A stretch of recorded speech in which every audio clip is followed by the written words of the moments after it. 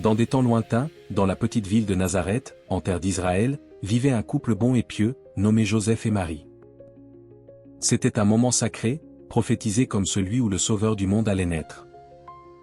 Joseph était un charpentier, et lui et Marie s'apprêtaient à entrer dans la vie conjugale. En cette période bénie, Marie reçut la visite de l'ange Gabriel, messager du ciel. Cet ange lui annonça qu'elle concevrait un enfant, et que ce fils s'appellerait Jésus. Il serait le sauveur de toutes les nations. Marie accepta ce miracle venu du ciel et pria en silence pour obtenir la protection de Dieu. Son cœur était rempli de foi et de bonté, elle devint la servante du Seigneur. Alors que sa grossesse devenait visible, elle et Joseph durent affronter l'incompréhension et les jugements de la société. Mais ils demeurèrent fermes, croyant que tout cela faisait partie du plan divin, et qu'ils étaient appelés à en être les instruments. À cette époque, l'empereur romain Auguste ordonna un recensement de toute la population. Chacun devait retourner dans sa ville d'origine pour s'enregistrer. Cela aussi faisait partie du dessein de Dieu. Joseph et Marie, enceintes, durent obéir à cet ordre.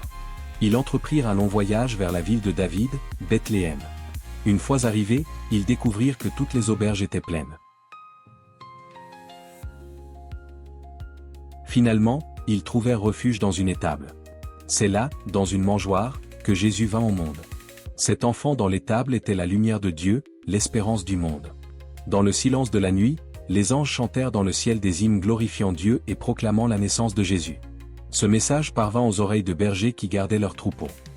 Ils accoururent pour être témoins de ce miracle. Les anges leur avaient dit que cet enfant était le Sauveur, et qu'ils devaient venir l'adorer.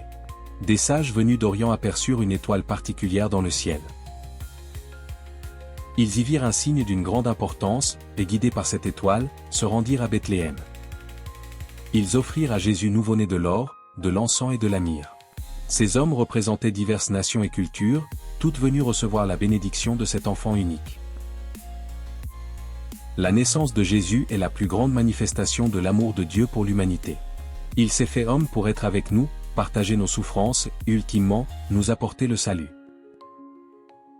Sa venue marque le début du plan divin de rédemption pour l'humanité, nous offrant lumière, paix et espérance éternelle.